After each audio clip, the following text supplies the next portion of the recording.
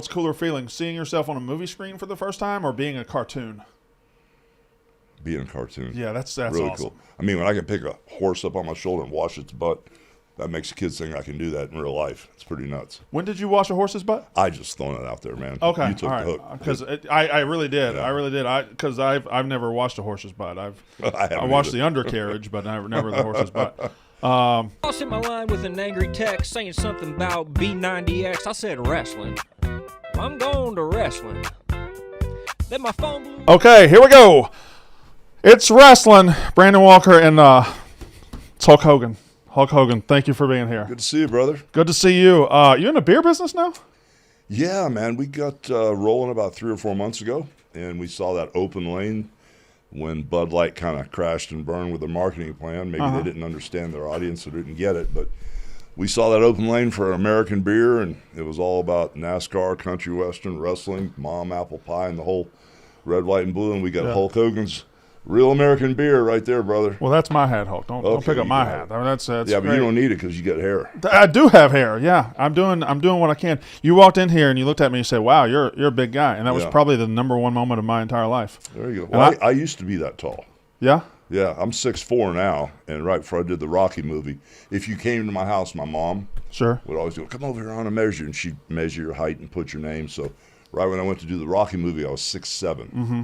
And then before my mom passed away, she goes, and she was blind, so she couldn't see at the end of her life. So she goes, "Terry, let me measure you again." So she felt around and measured me, and I'd lost 3 inches. I was 6'4" from 10 back surgeries and 2 knee replacements and 2 hips and dropping the leg for 40 years. 6'4" is still a good backup option. Yeah. It's not you didn't drop it like 6'1". 6'4" is still a damn good place to stop. Stallone, he was what was he like 5'11", 5'10"? He was, okay, I think he was about 5'7". Okay, all right, yeah. I've never seen him in person, but I always assumed he would be. Have you ever, when it comes time to tear the T-shirt, you ever had a T-shirt fight back and wouldn't cooperate with you? Yeah. Gosh, let's see. I was wrestling a guy named Big John Studd. Oh yeah. In St. Louis, and Vince McMahon Sr., the old man back in 77, 78, excuse me, when I first went to New York, he had this crazy robe made from like the Metropolitan Opera. It was like so heavy. It was like a curtain that he had made. And I wore it to Shea Stadium when we sold out Shea Stadium in 78. And then I wore it a couple times. And finally, I didn't want to check bags. It was such a pain in the butt to get through airports back in the day when you could take 2 bags on the plane. I just found the T-shirt thing worked, So I was in St. Louis wrestling Big John Studd, and usually in my bag I'd carry like 5 or 6 T-shirts or get T-shirts from the marketing people when I first got to the venue. T-shirts were sold out, and I didn't have one, so I said, go out in the crowd, find somebody with a T-shirt, and then let me have it. And I'll take pictures with them, come after the matches and meet me and stuff. So they came back with a Hulkamania sweatshirt. And I'm climbing in the steel cage in St. Louis in the Kiel Auditorium. I grab that sweatshirt and I tear it all the way, and I got my arms all the way out, and I still couldn't get it torn. And then I reached in and went to tear it again, but the bottom had a ridge on it, so I dropped it down to my ankles. When I went to step out of it, I tripped and fell face first in the cage. And Stud beat the hell out of me and just started stomping on me. That's a humbling moment when you got to take a sweatshirt off at the feet. Yeah, it was tough. To drop it down. I'd never torn one before. I had no idea how hard they were to tear. So I was 6 years old in 1985. I'm the perfect Hulk Hogan era generation kid. I know I look young as hell now. I know I look good. You don't have to keep going on about that. I've always wondered a couple very stupid questions about the whole phenomenon. Okay. Sure. Okay. So when you did the poses at the end, I understand what this was. Yeah. And I get what this is. Right. Did you invent this right here? Or does that have a name? Or is that yours? That's called the bow and arrow. That's the bow and arrow. There was a bodybuilder named Frank Zane. Okay. And that was his pose. And the one sideways with both arms, that's this real good-looking blonde-haired guy from the 60s, a guy named Dave Draper. That's his pose. Okay.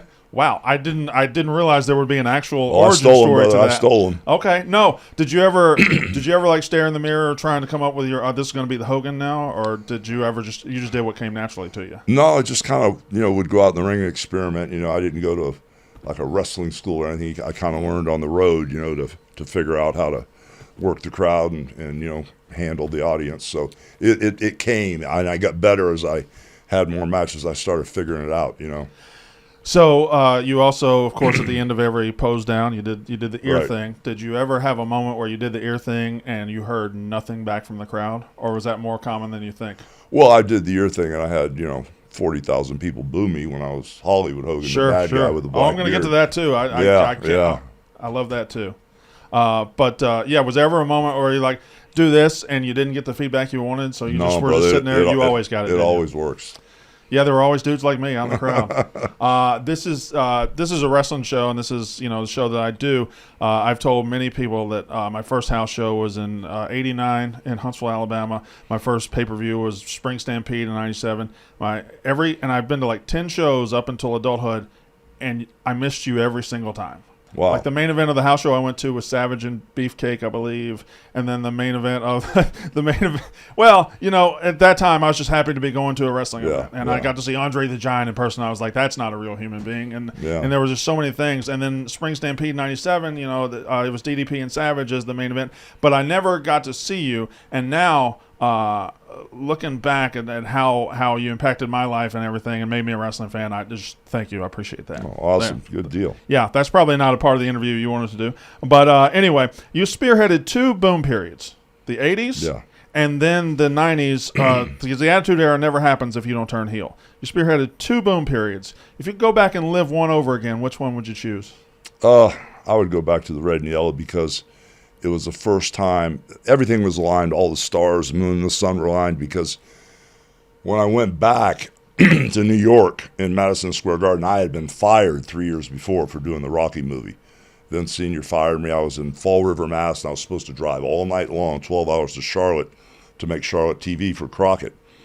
And he told me to get in my car and drive. I said, well, I told you, Vince Sr., of course, the old man, that I was going to L.A. to make this movie. So he goes, if you go do the Rocky movie, you're fired. So I said, okay, cool. So I went and did the Rocky movie. I was single at the time. I had this beautiful Japanese girlfriend in Japan. And I was spending like 20 weeks a year every year in Japan. And so after about 4 years, I had this crew in Minnesota, and we were coming into New York to take over. We had about time on Channel 9, and we were going up and down the East Coast. And Vince Jr. called me, and Vince, who is Vince McMahon now, and said, I want to talk. So he flew to Minnesota. We talked, made the deal, and I went back. Yeah. And the timing was perfect, because when I went to wrestle the Iron Sheik, he was the actual Shah of Iran's bodyguard. And at the time, they were holding 444 American hostages for 2 years. Iran was. So I came back as this all-American. I actually had hair on my head back then, bleach blonde from California, even though I'm from Tampa. And the political thing was perfect. And they played no music in the Garden. And when I hit that Eye of the Tiger, dun, dun, dun, the place blew. And when that Hulkamania thing took off, we had everybody from Blondie to Andy Warhol to, everybody was in the Garden, Liberace, and it just, the whole thing took off. And that first Hulkamania run, when I'd go to Detroit, I'd have Edsel Ford and Lee Iacocca fighting for seats, and I'd go to L.A., I had Gene Hackman, Farrah Fawcett, Lee Majors. So that first run laid the groundwork for wrestling to become, a big marketing juggernaut. Can I ask you kind of a selfish question? You mentioned your Minnesota crew and everybody that came with you to WWF at the time. My entire persona, what I'm trying to do at Barstool, I'm really just copying Bobby Heenan. I just copy Bobby. I say Bobby Heenan jokes. And these people around here don't know. They're young. They're all kids. I can just copy a Bobby Heenan joke, say it like I said it, and they think, oh, this guy is funny. Yeah. Was he as funny and as awesome in person as he was on screen? Yes. Did you ever see him wrestle? I did. I've gone back and seen him wrestle. He was better than Bret Hart, Macho Man, and Rick Steamboat combanded. Really? No, I've heard that a lot. He was better in the ring than anybody I've ever seen. By the time I got to really being cognizant, he was the manager, of course, and he was bumping around for you, and he was bumping around for Warrior. He was just bumping. You guys would throw him all over the place. So I saw that part of him. I saw a couple of Weasel Suit matches. I never saw him as the actual performer that he might have been before. He was amazing. Yeah, and again, I copy every single thing he does, and I think he's the funniest. If he had been a comedian, like a touring comedian, he would have been the most popular in the world. Yeah, if you ever look at any pictures of him, the one thing that used to freak me out is how people get wrinkles and they do the Botox thing to flatten their hair out. He had a crease. I called it from coast to coast, from here to here. Well, whenever we get a little color, you just whack yourself, put the blade in and turn it, and you bleed like a pig. When you shave, you barely nick your face. You bleed.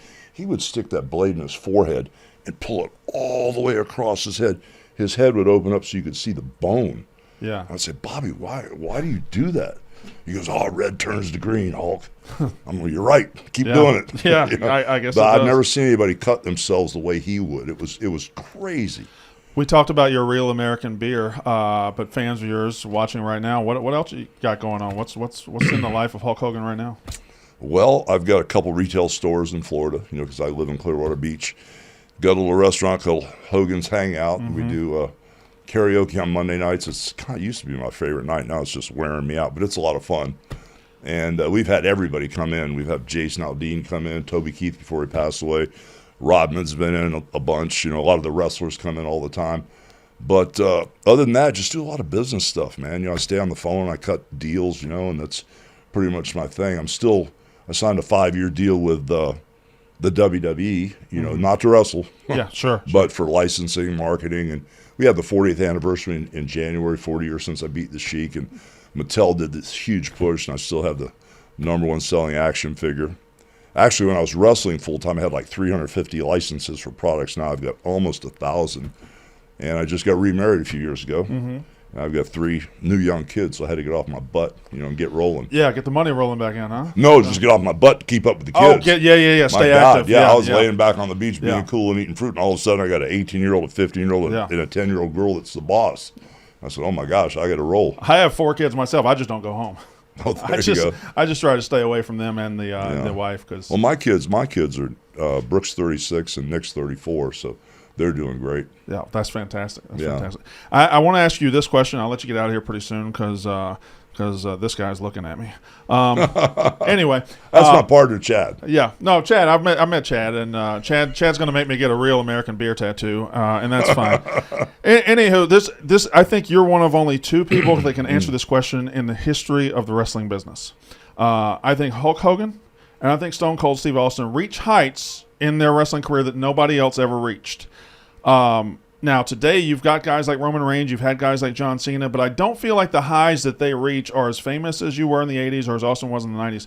Well, why do you feel like that might be true, that guys, that people can get to the top of the business, but is not as high as Hulk Hogan reached or Stone Cold Steve Austin reached? Well, you got to realize, nowadays, the star of the wrestling business is the production. Mm-hmm. Where back in the day, you had to actually draw money to be the main event guy. And it's all about a run. How long you been married, how long are you going to live, how long are your kids going to behave.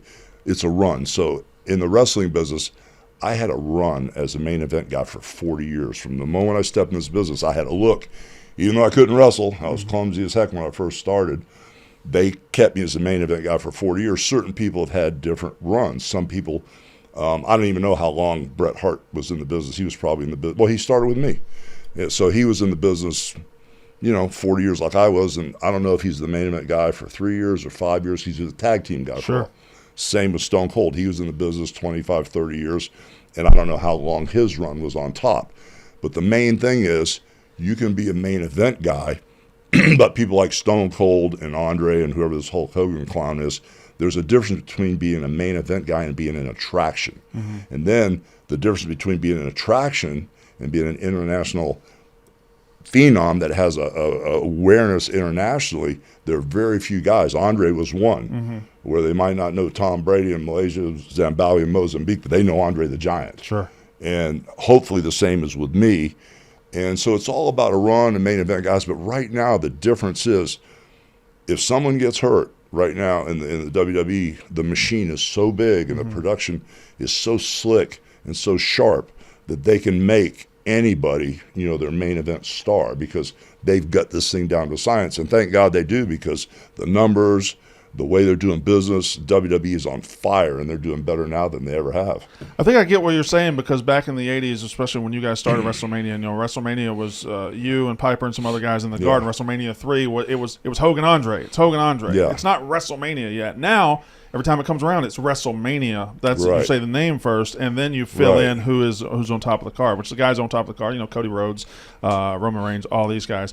Well, back in the day when I was wrestling, Vince would say, okay, Hulkamania is coming to Germany, or Hulkamania is coming to Australia, Hulkamania is coming to Canada. You didn't even have to put a card there, because it would just sell out the building. So, there are certain guys that become attractions, but that's what Vince always said to me. Monster, I'm looking for my next attraction.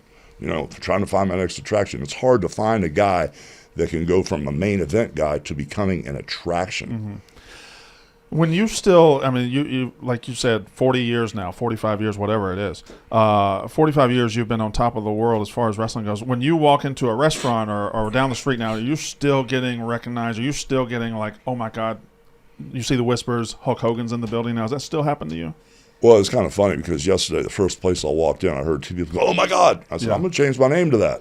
Yeah. I didn't know you recognized me without my sandals on. But anyway, just joking around. It still happens, thank God. At first I was trying to figure out why it was happening, and then I got used to it. And at this stage in the twilight of my whatever career I have left, thank God it's still happening. But, we're doing all these appearances during the week, and I was telling my partner, Chad, can you imagine on Saturday and Sunday if we did this? We would never be able to get out of a Walmart or a Target or wherever we're going next, I want to ask you about a couple of. Well, I actually want to talk about a guy, and I don't know your feelings about this guy at all. You might have not liked him, but he passed away recently, and you main evented a WrestleMania once with Sid. Yeah. And Sid was it was too. You were on your way, I guess, out of the company very soon, but you were still at the top of the mountain, and he was the next. He looked like a golden god, and you guys main evented. My favorite WrestleMania of all time is WrestleMania 8. He passed away recently, but. I don't know what your working relationship was with Sid or what it was. Well, I got along great with Sid. In the ring, the one thing I can say about Sid is he took care of you. Yeah. He never hurt me in the ring. He was very heavy-handed, but I don't mind getting hit really hard if I'm getting hit in the right place. Right. And he was really cool. The one thing that kind of catches me off guard is all these guys, and there's several of them, not just pointing out Sid, all these guys that I've worked with and all these guys that I've done business with, all of a sudden in the twilight of their career, when they're done, they do these shoot interviews. Hulk didn't know anything about the wrestling business, or Hulk was an asshole. And I'm like, man, I had no idea that, we felt like this, and we were making all the money together and traveling and drinking beer, driving down the road together and laughing. So Sid did some of that, towards the end, but I would never hold it against him because I love Sid and he's a nice guy. But sometimes that catches you off guard when you think you have a relationship with somebody, and then, well, there's been a few guys that have passed away in the last month that have, I could put on that list that I've watched some of the YouTube stuff and some of the shoot interviews. I'm like, oh my gosh, I didn't know that you helped me and you taught me. It's kind of like strange. I've seen a lot of your interviews where you talk about the decision to turn heel in WCW and how you came to it and how you guys changed the business with that. I don't want to ask about the actual turn, but let's say the 3 years after that. You had just been the biggest babyface ever for 10 years, an American hero, and now for the 3 years after that, you are the dastardly heel on top. Did you enjoy those 3 years as being that guy? Did it drag a little longer than you wanted, or? No, it was great, brother. It was great. A couple things, when I did the job for the Ultimate Warrior at WrestleMania 6, and I walked away, one of the things I said to Vince McMahon is, let me turn heel. Let me give him both belts, give him a big hug, and I love you, brother, and let me go down the aisle. Because if you watch the tape, when I gave him the belt and he was still the Intercontinental Champion, when I left the ring in Toronto, all of a sudden you can see the whole audience watching me. Everybody in the crowd was watching me leave. And I just wanted to stop and do the Three Stooges. Slowly I turned and come back and just ground him and just kill him. That would have been awesome. And then I wanted to be Triple H, Hollywood Hulk Hogan. And Vince goes, you could never be a heel. You could never be. I said, Vince, when I came to your company, I worked for your dad, I was a heel. And so that didn't happen, at that time. And I thought I could really kill it then. But when I worked for Turner and Eric Bischoff and that opportunity came up, the Hulkamania thing was just getting started again after the whole steroid debacle and all that crazy stuff. So I felt a little weird turning heel, but once I saw what they were doing and I saw Scott Hall come on the show, I said, oh my God, this looks like a shoot. Yeah. Looks like he's really working for the other company. Then when Big Kev showed up and Eric asked me about it, I said, nah, I'm gonna wait for a while. I was shooting some low budget movie out in California. Then when I saw those two guys show up, I called Eric up. I said, man, I'm your guy. He goes, well, do you really want to do it because we're going to put Sting? And I said, Sting's a great guy, but he's not WWF head to toe. And the one thing I did where I really screwed up, I've talked about it that night when I walked down, nobody knew I was coming. Kevin or Scott, nobody knew I was coming. As I'm walking, I'm going down to wrestle. Nobody knows which team I'm really on. And why do I have cowboy boots on? Angle alert. I didn't change my boots. I should have had wrestling boots on. Oh, you should have. And in my mind, I was going, but then it didn't matter because then Bobby Heenan screwed it up. He goes, well, whose side is he on? Yeah. Why would you say that? I'm the good guy. You know, I always thought with Bobby when he would say that, like his gimmick was he just never trusted you. Period. Right? He just never trusted me. So why would he trust you in that moment was always what I thought. But I never noticed the boots. Yeah, it's angle alert. Shouldn't have. Yeah, I didn't. Next time I watch bad it. Move. What's cooler feeling? Seeing yourself on a movie screen for the first time, or being a cartoon?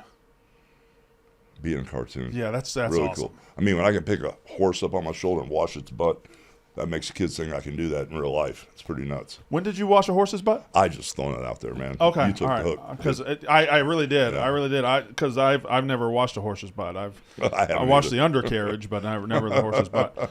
All right, he did throw me for a loop on that one. Chad's looking at me again. Hold on. Oh, he's cool. He's cool. Frankly, I'm tired of Chad's shit. If we're being honest. Get him. Okay. You have 5 minutes, Brent. I got 5 minutes. Yeah. I didn't ask Bader That's if great. I had 5 minutes.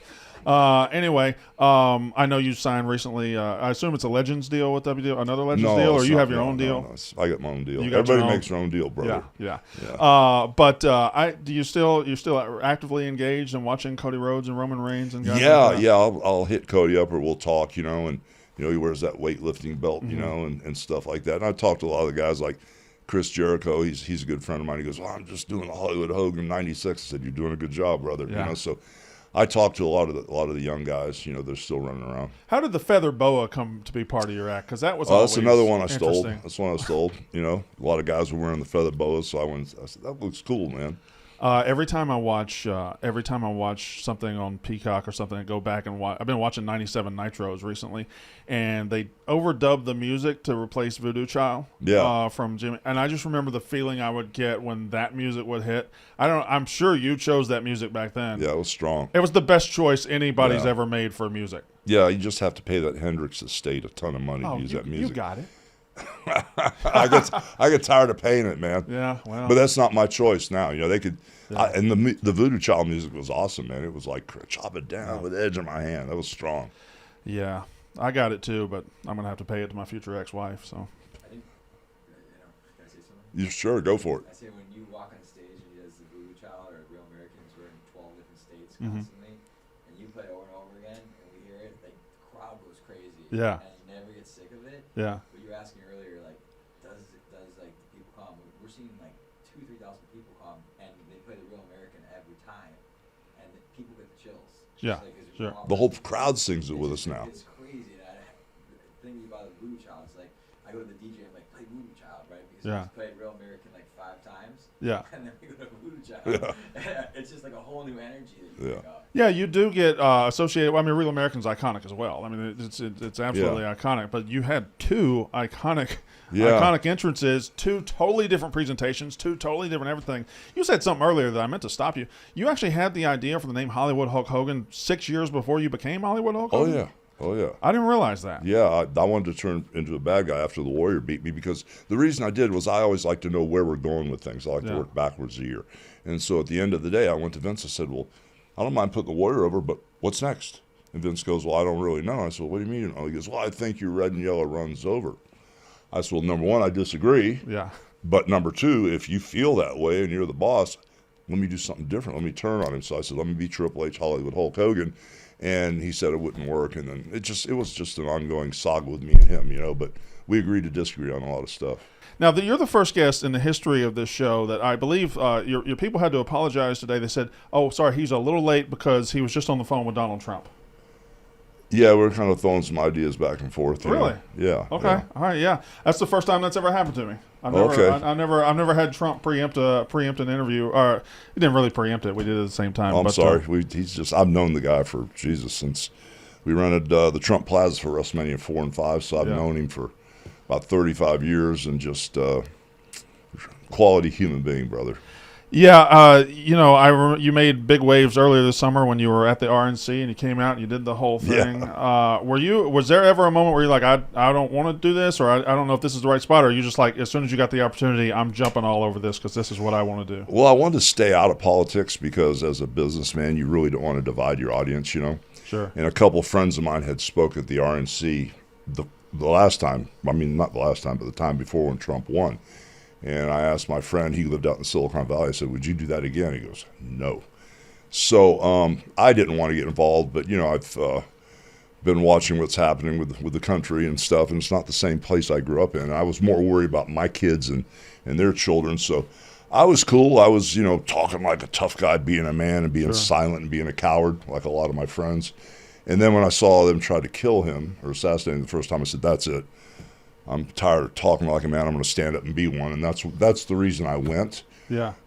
But it was a good night because I didn't read the teleprompter. I did my own thing, and I kind of shocked everybody a little bit. I asked that question. Now let me end on another stupid wrestling question. Go for it. So back in the day, I'm thinking of WrestleMania 3. You're going to the ring and you're fighting Andre. I'm thinking of WrestleMania 6. You're going to the ring. You're fighting Warrior. All the big time moments that you walked out of the ring and had people just adulated. All of that.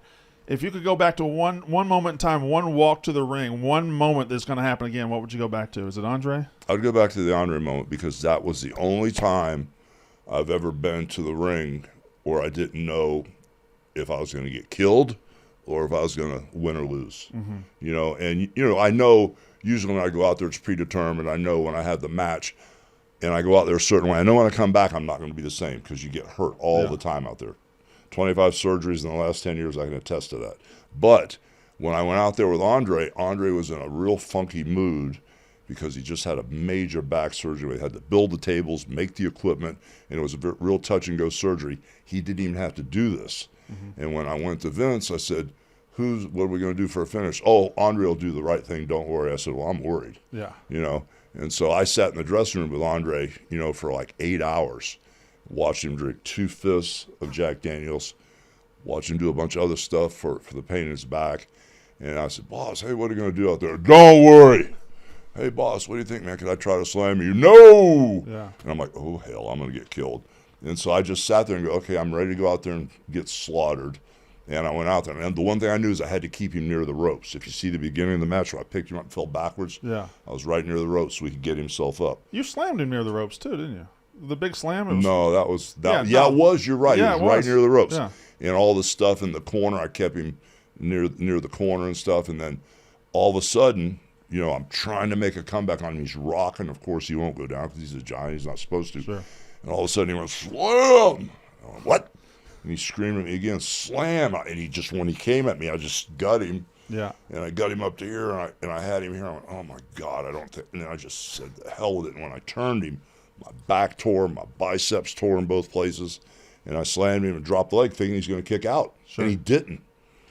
And I went, oh, my God, that big son of a bitch. He just put a rocket launcher on me. And I just started crying in the ring. It had me so freaked out that he did that for me. And just like that, the most iconic moment in the history of wrestling. Yeah, brother, and it just put us on the map, and it made it so you could just throw my name out there, and I could draw with anybody. It gave me and I was loyal to the business because I got this in my blood. I love it. It just made it so I could take us to where no wrestler had ever gone before, and I could bring the guys with me and help give them a little push, that maybe they couldn't have gotten before. I was also nervous right before you went to the ring that day. I couldn't watch it because I was very poor. But I ended up renting the VCR tape like 6 weeks later, and then you ended up winning. So the nervous was for nothing. And the first wrestling match I ever watched, the first wrestling show I can remember watching, January 3rd, 1987, you're wrestling Paul Orndorff in a cage. Oh, he was brutal. And I remember telling, he was brutal. I begged my mom, please stay up with me so we can watch Hulk Hogan at 10:30, at 10:30, at 10:30. I fell asleep, but she woke me up right as you were coming to the ring. I saw it. You won that night, and I was hooked ever since. And that was... And you didn't come here to interview me, so I have no idea why I told you all that. But it was still an awesome-ass moment. No, but him and I had a problem ever since high school. I know. Because I went to Robinson in Tampa. He went to high school in Brandon. Mm-hmm. And he looked like that in high school. Yeah. And he was a year ahead of me, so we were always taunting each other, because we had our own stomping grounds that we controlled. Sure. And I kept baiting him. And I said, why don't you come on over to Tampa? I'll beat your ass. So here he comes. I called the cops. A couple of friends of mine. Parents were police. I said, this guy's coming to start trouble. He actually picked a policeman up and body slammed him in high school. They handcuffed him and took him to jail. I was so happy. But he would have killed me back then. You should have done that in the ring to him, too. That's a terrific. Chad's getting antsy again. You see him? You see him out of the corner here? Look at Chad. I see his tattoos on his arm are dancing. He's so jittery. Anyway, Hulk, thank you very much for coming. Brother. And I know you got a busy time here in Chicago. I'm going to end for the second time. Even my guy is sitting here saying you got to end. So thank you very much. Awesome, I thank you appreciate it. again. Thank you, sir. Fantastic. Yes, sir.